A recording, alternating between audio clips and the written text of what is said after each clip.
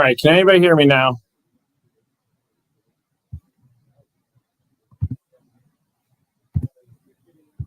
Hello? Can anybody hear me? You got it? You got it?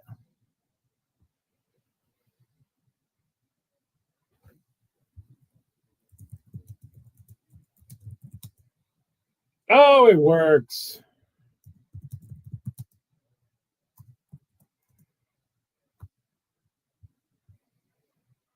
I'm going to end that one in just a second. No, I just had to switch over to another computer. That was like supposed to be really easy. I was like even thinking, hey, I'll just go on YouTube and not even schedule it in StreamYard. It'll be all good.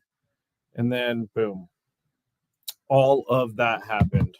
So, all right, I'm going to end the stream over here on this other one and never use it again. I'm going to have to put the game on over here. Actually, you know what I could do?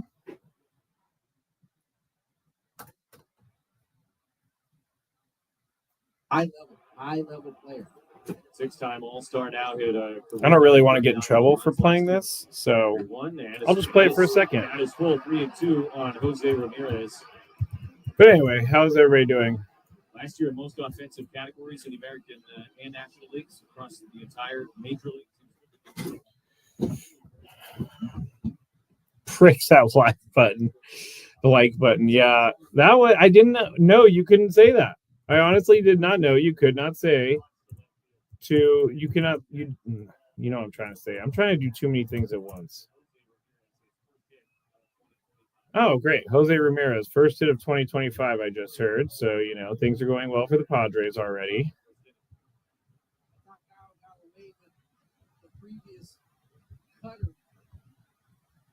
All right, how do we feel about Kyle Hart tonight? How do we feel? Because I like the guy. I'm just not sure what he's going to do. And by the way, I'm eating my dinner. Maybe I won't eat my dinner. It's very crunchy. But here's the setup in here. This is where we do all of the recording from. I have my little table thing that I have. Red Sox agree to a 6-year, $170 million deal with new Boston ace Garrett Crochet. Oh, wait, I didn't know that was a homer. Oh, my God. That sucks. Strikes out Stephen Kwan, and then boom, home run.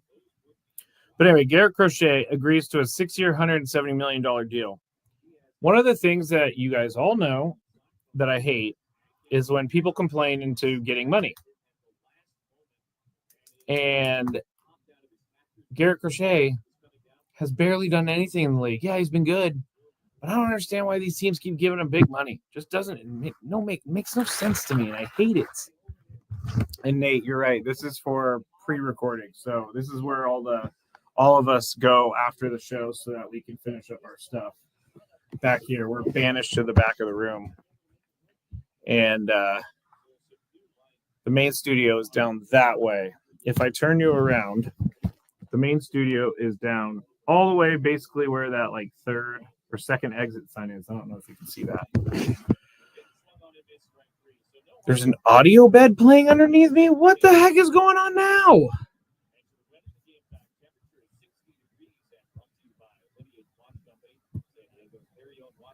I have no idea what the heck is happening with this crap.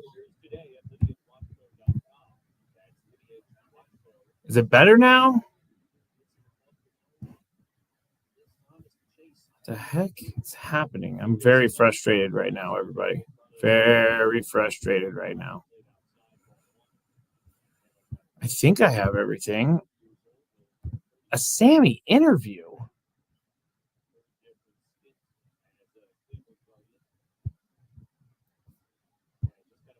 I don't even understand how that's possible. That is really strange. I'm not even sure how that would be possible. Oh, do you hear the game in the background? All right, I'll turn off the game. I'll turn off the game. It's no big deal. No big deal. Anyway, here I am. So my friend up in San Francisco has this company. Let me see. I got to make sure I get the name right. He has a company named Playback. It's a company named Playback, and so what it does is they allow you to do broadcasts like this. And if you have an MLB TV account, then you can go and sign into your MLB TV account, and then everybody can watch on the screen together if you do. If you don't have an MLB TV account, you will only see like a scoreboard for the game. So I think I'm going to try that out in a couple, maybe next time or something, because he's really excited about it. I think it's a good idea. I think it's a good idea to like get people in there to watch. There's my broken fork. What is going on? This is ridiculous. I guess I could be entertaining even if I'm not on a radio show, but I went to go eat my dinner earlier and boom, it broke. And then I just literally picked it up with my other fork and ate it. So there you go. I'm going to take this thing away. There we go. But I actually, where did it go? Where did I throw that thing to?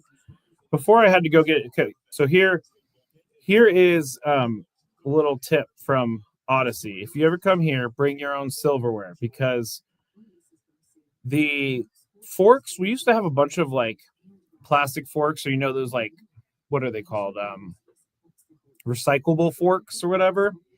And so we don't have any anymore. They won't buy anymore for some reason. So now like forks are pretty much like gold in this place. And this is probably really gross, but I do wash this thing after every time I use it, because I don't want to have to bring a new fork every day. And so I think the fork was at the end of its useful life. But I really did try to start eating it like this. It was like, and it works and everything, but anyway, it's not even a spork, Dan. It's a broken fork. And by the way, I saw Dan walking around Tom's Watch Bar on Saturday, and he was too cool for me. He was way too cool for me, gotta say. He didn't even want to look at me. He just walked right by me. He ignored me completely. So I know where I stand in Dan's life.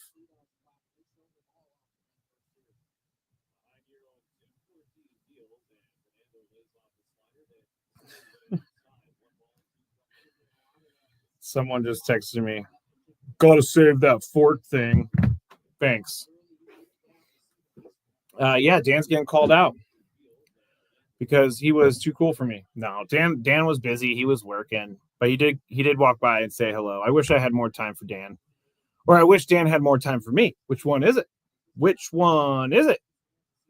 Gosh, I really hate the way these lights make my face look. I've never been much of a in front of the camera guy, so this is very. I know, Dan. I'm just kidding. Dan was busy working, and he came by, and I pointed out Dan. Also, Trevor was there, which was great, and Tom and Darlene were there, which was great. Skrabinators everywhere. Skrabinators, I don't know if you guys know, but Skrabinators are kind of taking over the world right now. Tighten up the beard. See, I like to do this. I like to do the I'm smart. Even though you're in front of the cam every day, Katrina, yeah. I have just accepted it as a part of my job now. One of the reasons I did get into radio is because I wouldn't have to be on camera. And the lights are too bright, Trevor. They are. But I was not. Whenever I started in radio, I thought I will never have to look or I'll never have to dress up coming to work. I'll never have to, look amazing every single day. And now we're on YouTube every single day. So that doesn't really help me, to be honest. But at least hopefully Chris isn't watching. At least I don't look like Chris. Ha! I'm going to go turn on these lights real quick. Hold on. One hot stop by Ramirez, sliding to his left, gets up, throws to first in time, and a gold glove play by Jose Ramirez to end a 1-2-3, bottom of the first inning. On to the second at Petco, 1-0. All right. Welcome to the show. I like that. No, I'm not dressing up. I am not paid enough to dress up. Did you know that most of those news anchors have to buy their own clothes and stuff?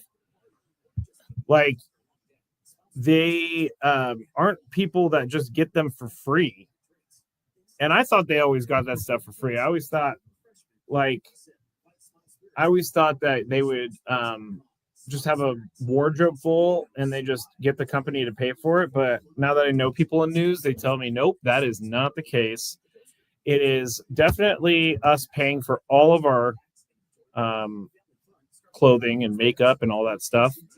So to answer, long story short, Padre Tom, I am too poor to buy. I was trying to figure out how to phrase it. Too poor to buy new clothes every single day. Although I do have my Jackson Merrill shirt on today, so that's nice.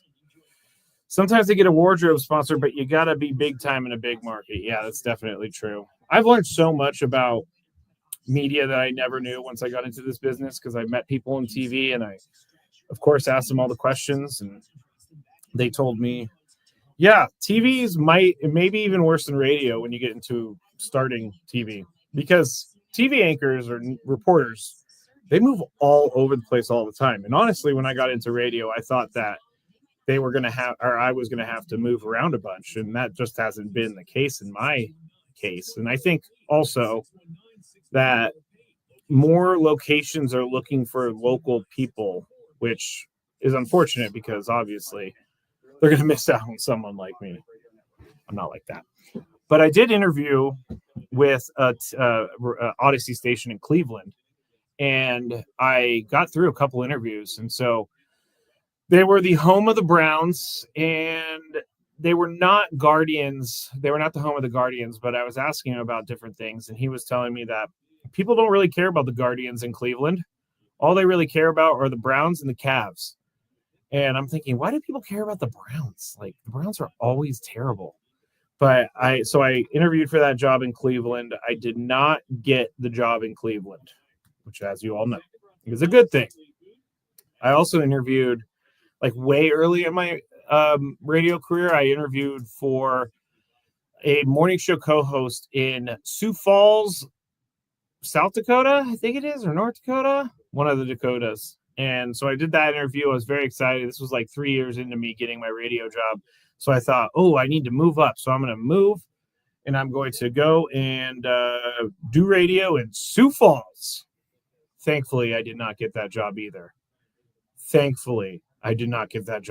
Because Sioux Falls sounds awful, number one.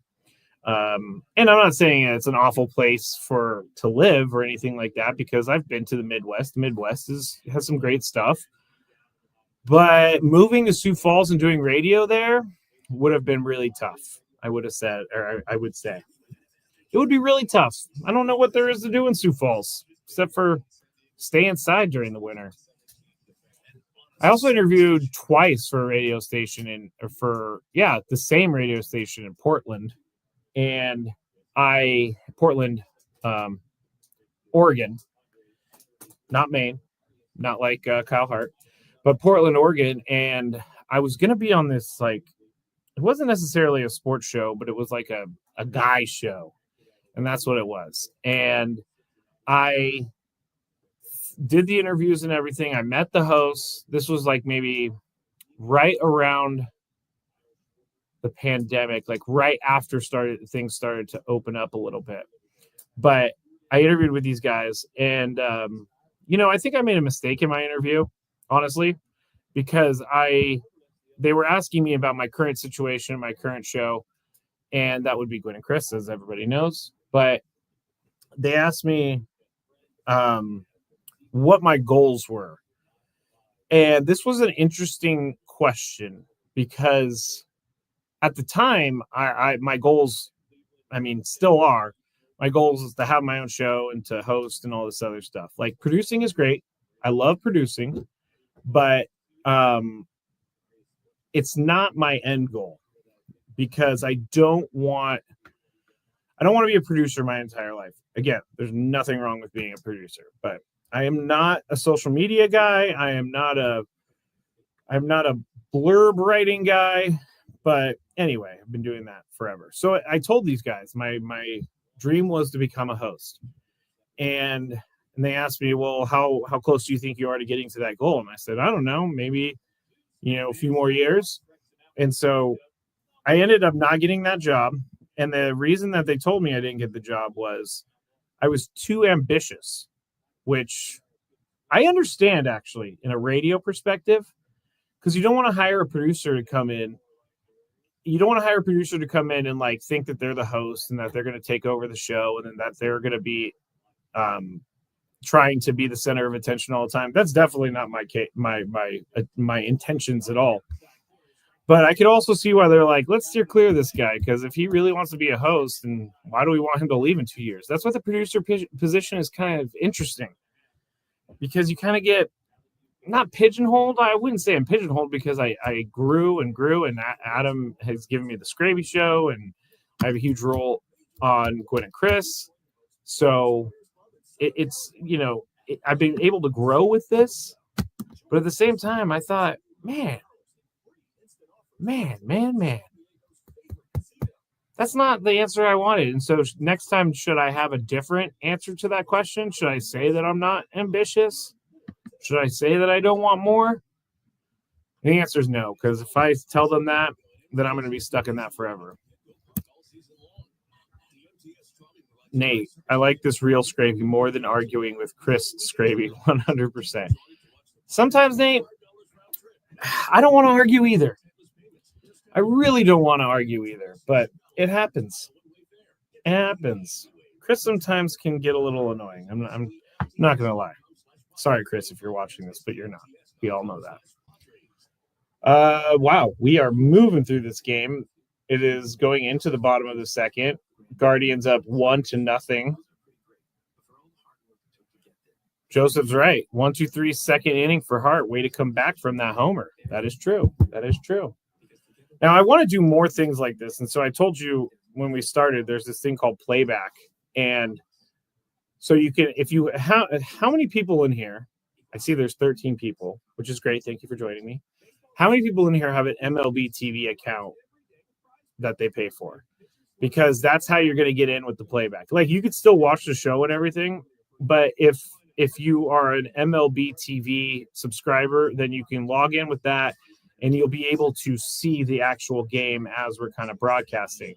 And from what I've been told on YouTube, if I were to broadcast the YouTube while using the game, it would only just have like a digital scoreboard, which would be kind of cool actually, because I wanted to put that as a part of this, but I'm not able to. I don't think I could put MLB like stats onto YouTube without it getting mad at us, because I've been reading this YouTube book. It's called The YouTube Formula. And I'm really Jackson Merrill, base hit on his bobblehead night. Come on, baby. Jackson Merrill. Right down the middle. No, that was right down the middle. 90.7 miles an hour. Cutter. Right center, as Tony said. I don't know if you could still hear him.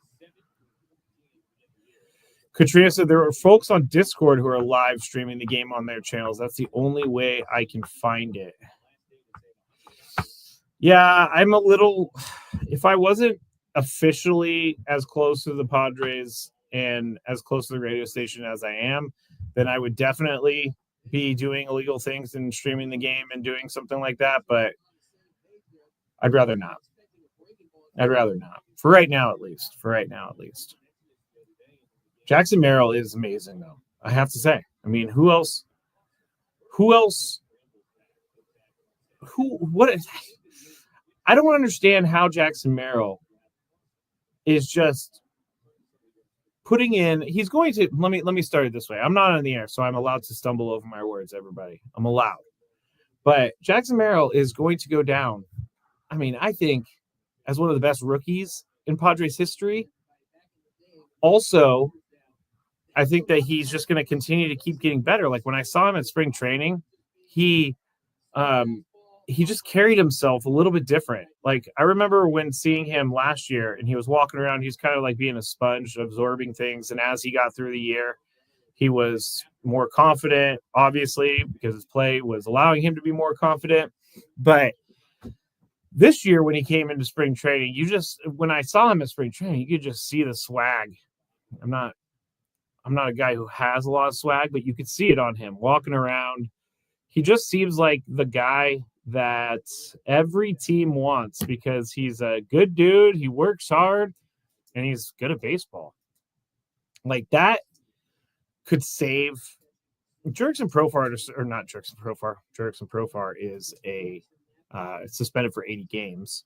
But I think that I know why AJ held on to Jackson Merrill for so long, but it was hard for me at a certain point to like really gauge how good he was because we really didn't see much from him. And he was in AA. I don't ever think he got to AAA or maybe he was in AAA for a little bit. But I just didn't really know much about the guy.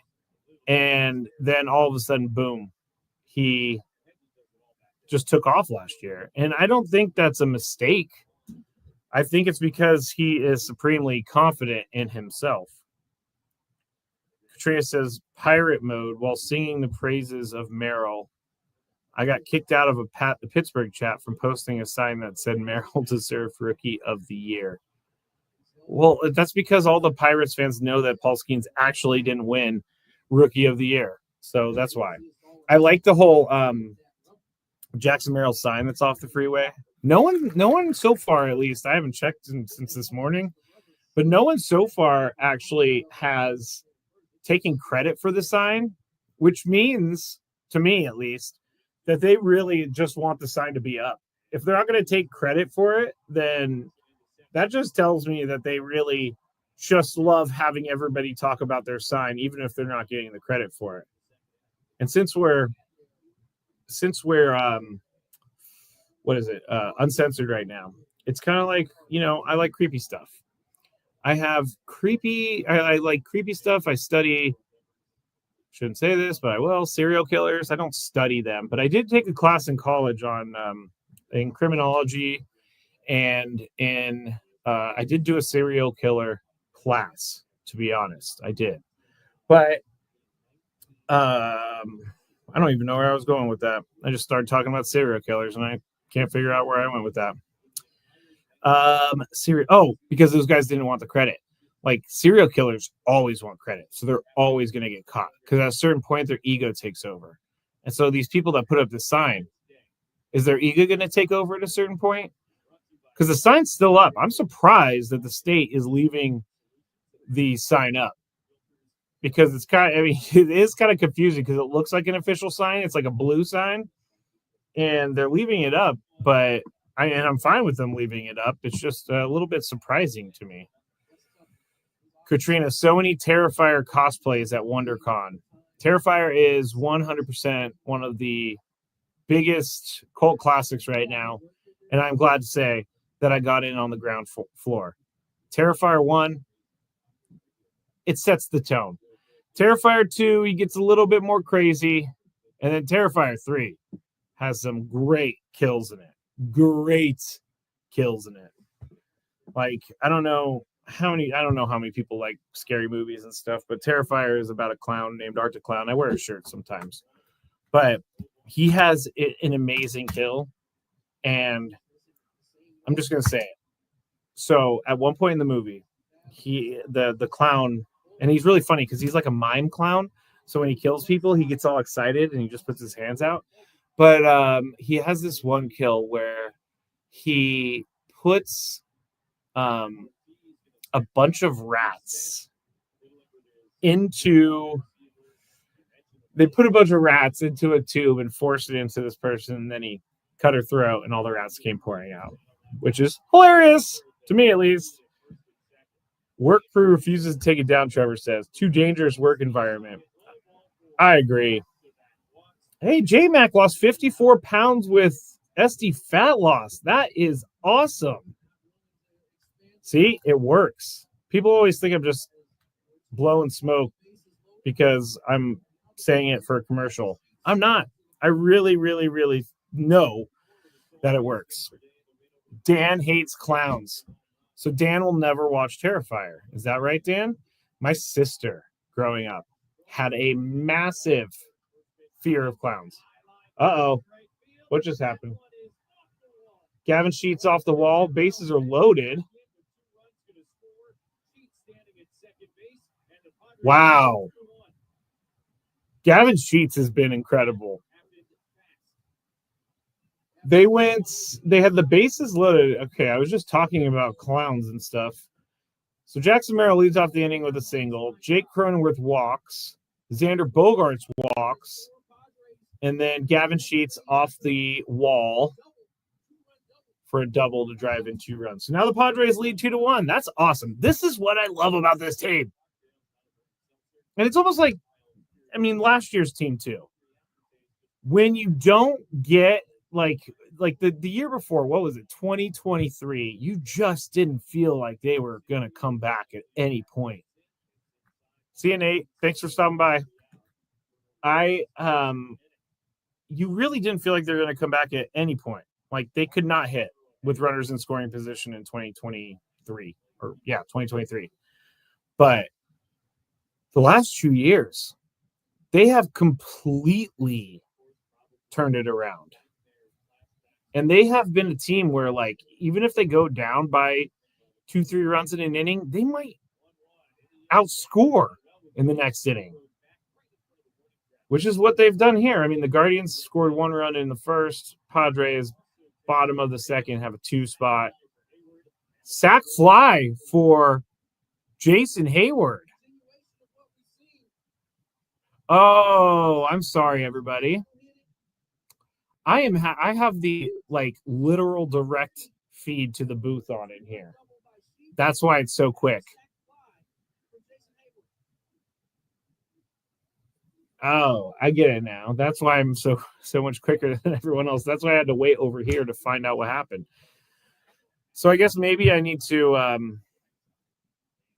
don't know, I'll just keep it on. Am I ruining the game for anyone by doing that? By having the result before it actually happens?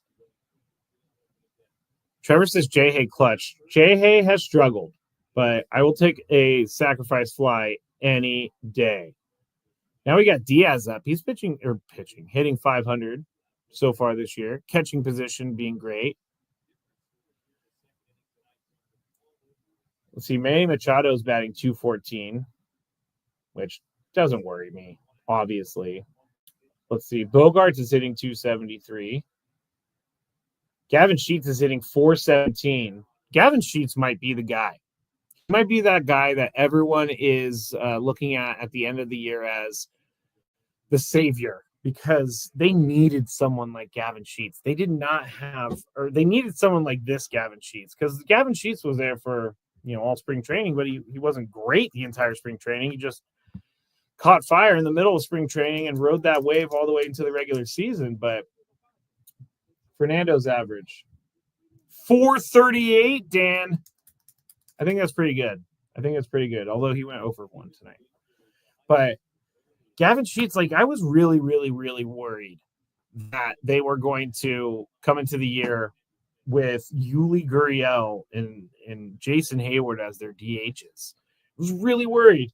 And Gavin Sheets, didn't have eye-popping numbers, but he had consistent enough numbers to make me feel like he was going to be okay. Diaz strikes out swinging. But Gavin Sheets could be that guy this year. He could be like the Donovan Solano, David Peralta type. Sorry for Chris not getting Silver Slugger for Campy. So I will say this, behind the scenes, I think this is what people want here. But behind the scenes, Chris, like when he made that prediction, I go, did you really make that prediction? Campy's going to make the All-Star team? And he's like, yeah, I really feel like he's going to. And this was last year. And then coming into spring training, Chris kept going with it. I'm like, are you really sure you want to do that? He's like, yeah, I've already said it, so I'm going to stay with it. It was a bold statement that I really wanted it to come true for him. I did, but didn't happen the way we wanted it to. He's not going to be an all-star this year, I don't think. But hey, I'm kind of I'm okay with Chris giving out like I'm okay with Chris saying something like that, trying to will something forward for the Padres. Let's see. 2-1 right now. 2-2 now. Who's up? Oh, Fernando's up. Duh. And Padre Tom says MILB All-Star. All right. Man, the Padres are hitting like crazy to start the season. Sorry, everyone. You're about to see Fernando Tatis Jr. get an RBI. See, I can't see the game, which I actually don't really mind not seeing the game because I'm a big fan of Tony and Jesse. Well, how many outs are there right now? I'm having trouble finding that. Where is that? Oh, 2 outs. Was it another check swing double, or was that just yesterday, Trevor? Where did my phone go? Oh, here.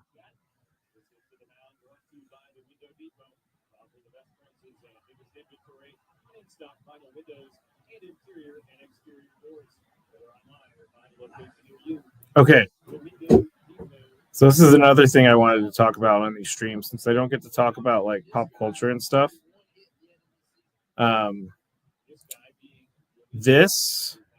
Let's see. I know I should be putting this on the computer, but so this right there, Sydney Sweeney.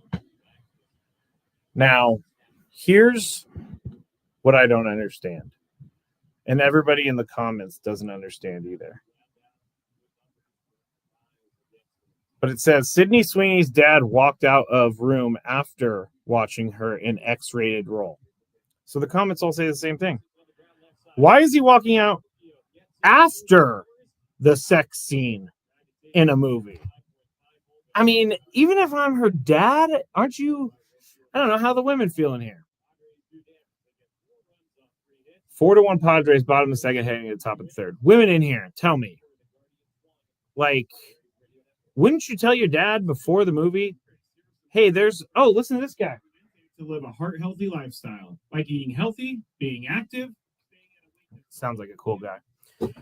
I know I'm 80 everywhere. My first watch-along stream, and I don't know what I'm doing here. But, ladies, wouldn't you tell your dad not to watch the movie because you have a sex scene in it? That's what I'm thinking. Like, why would the dad walk out after the sex scene? That's so strange for me. I don't know.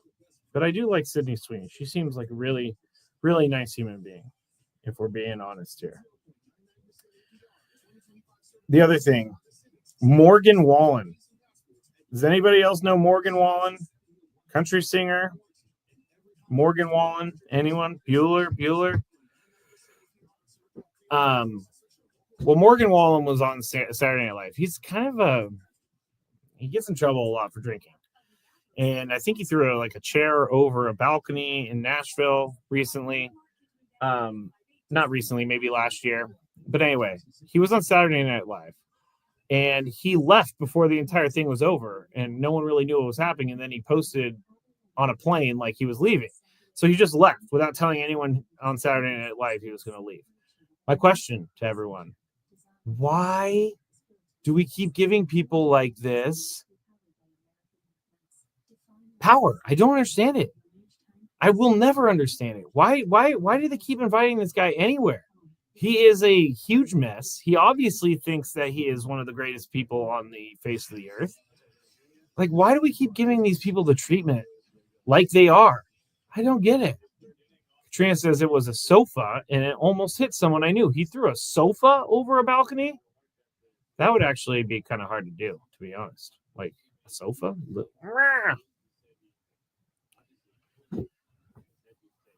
But back to Dan's question. Why would you watch a daughter have a sex scene? I don't know.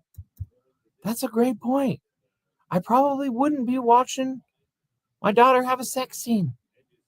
I mean, Sydney Sweeney, basically every movie and TV shows she's in, she's got a sex scene.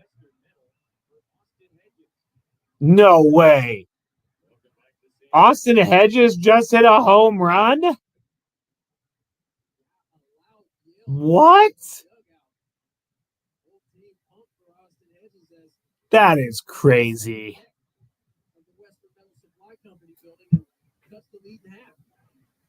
I'm stunned by this. I'm making sure this is true, but it is true. He homered on a fly ball to left field. Oh my goodness, 4-2 now.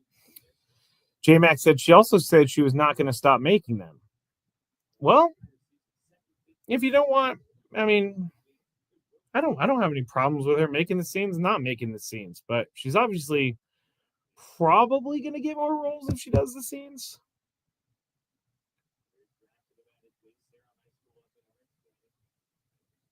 I never threw, as a drunk, I never threw any chairs or anything. I'm trying to think of like something that I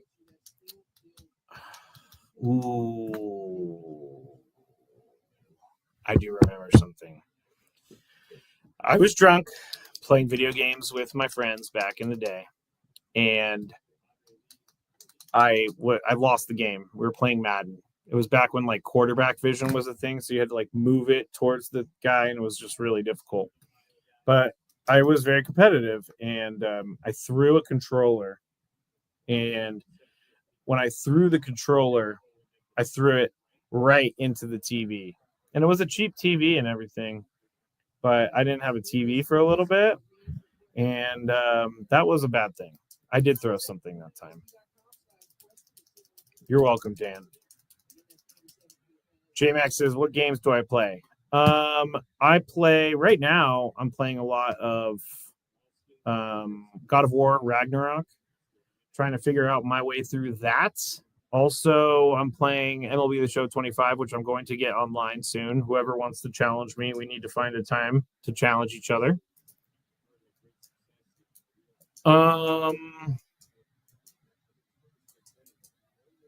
trying to read some of the comments. What else? What other games do I play? Call of Duty Modern Warfare 3, the one that just came out, is pretty good. I play Last of Us 2 recently. Love Last of Us games. Although I'm not a big fan of the TV show. I don't know if anybody's a big fan of the TV show. Yeah, there are people who are a big fan, but I'm not a huge fan of the TV show. TV show doesn't really do it for me. The game was so much better, and I don't really like the girl that they cast for Ellie.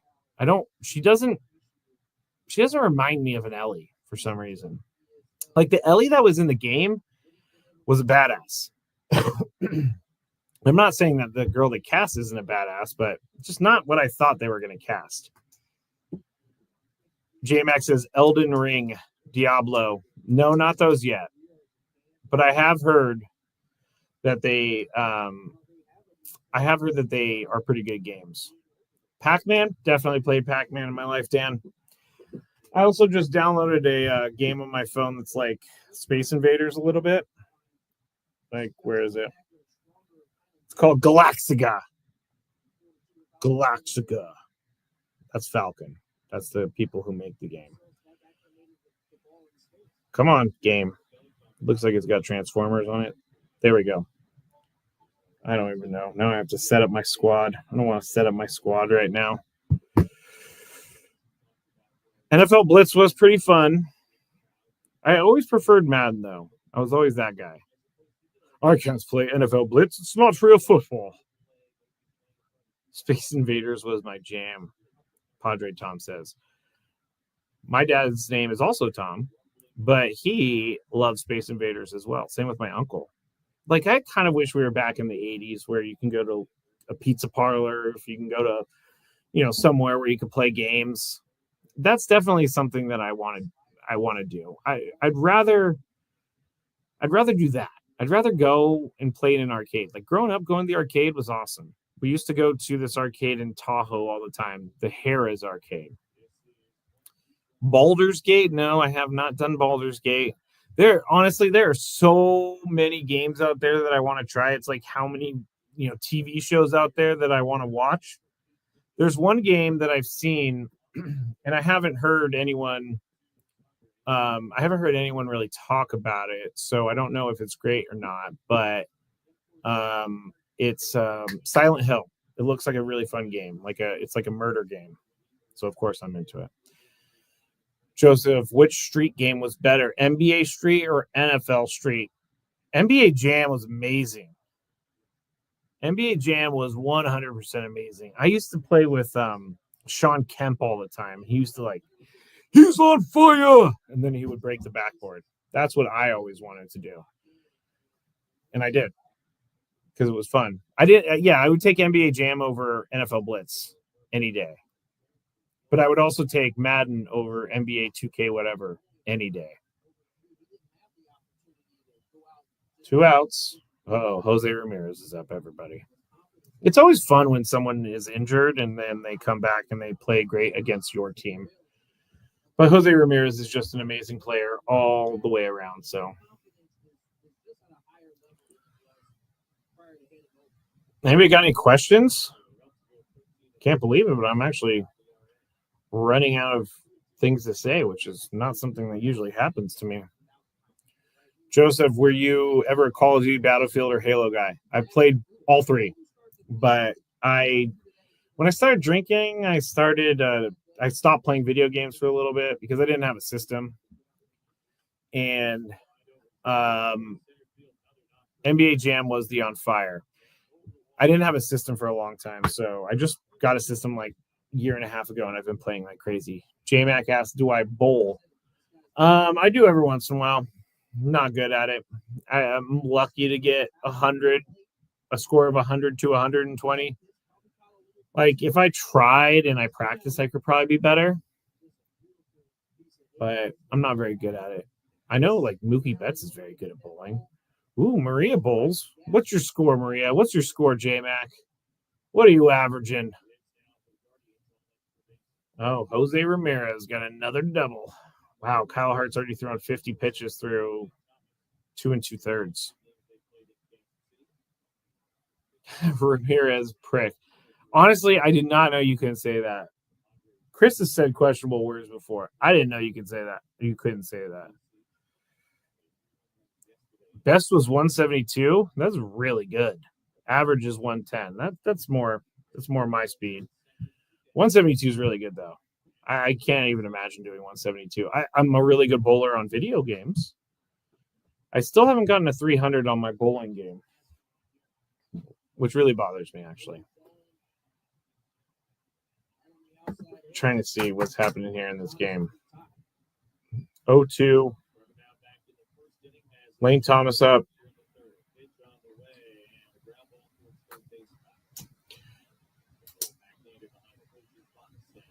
Katrina bumpers down.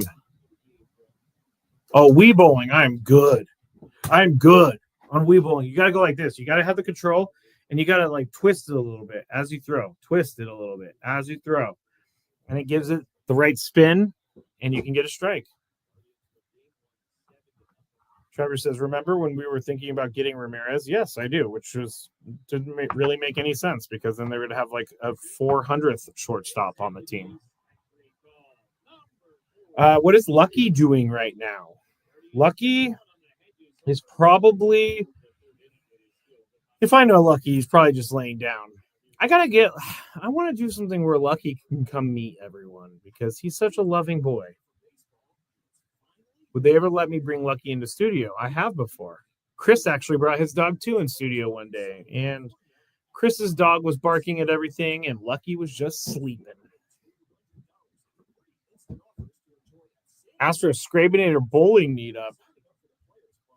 Good thing I'm not the secretary of the chat because I have no idea where to begin with that. No idea where to begin with that.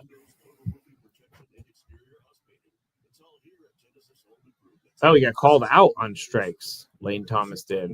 All right. Kyle Hart through 3, still has the lead. Lucky. So over the weekend or last week, Lucky, I took him on a walk, and I don't know why he loves puddles. And there's a puddle left over from the rain a few weeks ago, and he got into the puddle, which was really smelly because it was just standing water for a little bit. And he got out of the puddle, and he looked so happy. And I didn't know whether to be angry or whether to be happy because he's happy. And so I took a middle route. I said, Lucky, you kill me, bro. But you're so cute. J-Mac says, I missed my dog. Unfortunately, we had to put her down due to cancer. I'm really sorry, J-Mac. I can't even think about that. Just setting myself up for failure. That's what pets are, setting yourself up for emotional terrorism. God, Dan. No, Dan, this is something that my family makes fun of me for all the time, ever since I was a baby. Ever since I was a baby, I play with my hair. I do this a lot. I twist my hair a lot, and I try not to because it's very apparent, but I twist my hair a lot. I don't know why I do it. I've done it ever since the day I was born. My actual, like my mom said when I was growing up as a kid, she was like holding me. I would twirl her hair. I don't know. I'm actually getting a haircut tomorrow. My hair does not look good, like long, because because it has like 1,000 cowlicks, and it doesn't like go the right way. See, now I'm all unhappy with my hair. My girl passed 6 months ago, had her for 14 years. Oh man, I'm really sorry, Tom, Padre Tom. Seriously, like, I don't even want to think about it because it will hurt a lot. But Lucky's 3. He's got a ton of time left in front of him. He's a very healthy dog. We got our dogs from Red Barn Rescue, which is a rescue that takes dogs from Mexico that are found and brings them up here and takes care of them. And funny story, actually, because Lucky went to one of those like Petco adoption events, and he was being looked at by a family before I even knew anything about Lucky. And then my brother actually knew these people because he got a dog from them. And they said, hey, we are running out of space. Is there any way that you can foster a dog for us for a little bit? And he said, yeah, that's fine. So they get Lucky. And then a couple days in, my brother texts me. He's like, I know you've always wanted a dog, and I found the dog for you. This is your dog. And I was like, I don't know if I want to get a dog or not. I'm not really sure if I can do it right now. I'm not really sure I could do that. I don't know if I have the money. Can I feed them? And then I decided to do it. And obviously it was the best decision of my life. I actually got lucky the day, game 1 of Mets Padres wildcard series. That's the day I got lucky. And I wanted to name him Darvish because Darvish did such a great game that night. But I'm glad I went with Lucky. His name he came with. So this place names dogs, and they put them in boxes, and they name them themes, the boxes of the puppies. And so his theme was cities around San Diego, and his original name was Diego. And he's not a Diego. He just isn't. So I felt kind of bad like changing his name a little bit, but I think I went with the right name because he is a Lucky. He's not a Diego. I also want to name him Niner, but then I was mad at the 49ers at the moment, so I didn't want to name him Niner. I almost got a dog way back when with an ex-girlfriend. Thank God that didn't happen because we broke up like, I don't know, 4 months later. But we did go to the vet, or not the vet, the pound, and we looked at some dogs, and we almost had one. But I'm really, really happy that I didn't get one because that would have been hard for me to, exactly, Padre Tom just said it, custody battle. That would have been hard because I would have wanted the dog. I don't understand these people who get dogs and then turn them back in. I don't really understand why or how someone could do that, because I see videos sometimes and it is really strange that I could watch one of the worst videos of someone being trampled by people and then a dog gets dropped off at a pound and their owner drives away and their dog's looking at them like, why are you leaving me? I don't know why that's more heartbreaking than the humans, but it's just, I saw recently, I saw a video of a woman who had what was it? It was a bulldog. And so she walked up to the bulldog, or she walked up to the gate that was surrounding the little animal center, and she just threw the dog over the fence and then ran away. And the dog was just like standing at the fence, like, where are you going? Where are you going? Come back. And that broke my heart. That really broke my heart. J-Mac, I don't understand why they do that either, or even post on a neighborhood apps asking to have the dog rehomed. Hey, I am much happier with having a dog rehomed than having a dog like have to go back to the pound. Like that's messed up. You should have to go to prison if you're going to put a dog back in a pound after you rescue it. There was like during COVID, I don't remember. I don't know how I know this story, but like someone who worked at a pound told me one time that like COVID, they had all of their dogs adopted and they had all of their dogs taken. And then when COVID was over, like half the dogs got returned because people were like, oh yeah, I can go back outside now. You are a psychopath person.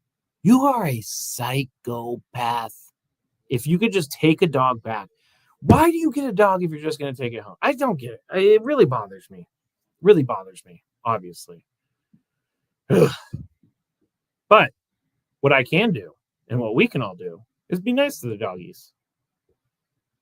And we can all make doggies feel like they're at home. I would love to have a dog ranch. I'm at that point in my life. I'm almost 40. A dog ranch would be amazing. A dog ranch would be like my dream, although I know it would be really hard to take care of and I wouldn't want to have to poop or scoop every day. But I also know it's very expensive because I've seen some of the numbers of dog rescues before and it's not easy. It's a love. I feel like this went fast and it went long at the same time, but that is it for 3 innings. Speaking of my dog, I have to go home and relieve Lucky. Not relieve him. What am I talking about? I have to go home and get him and hug him. And I will never let go of him because he's very soft. And I gave him a bath yesterday. That was where I was going with my story about being in the water. I gave him a bath yesterday and he is feeling very soft and he smells delicious. Not delicious. Delicious was kind of weird for me to use about my dog. He smells like a good smelling dog. That's all I got. My brain is fried, everybody. Hey, I appreciate everyone for being here and joining me for this first ever Skrabinator hangout. I'm going to have it a little bit better next time.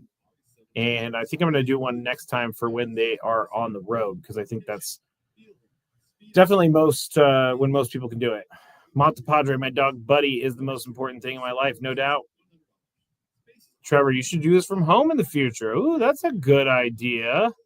Delicious is not the right word. You're right, Joseph. It's not delicious. Lucky does not smell delicious. That was really stupid. Yeah, Trevor, I should do this at home so that I can see Lucky and everybody can see Lucky. So thanks for joining me. Really, it does mean a lot. I appreciate all of you. I am very lucky to have people in my life like you all, and that is 100% the truth. So with the Padres up 4-2 heading into the fourth, I bid you adieu. We shall talk tomorrow, scrumptious. Bye now.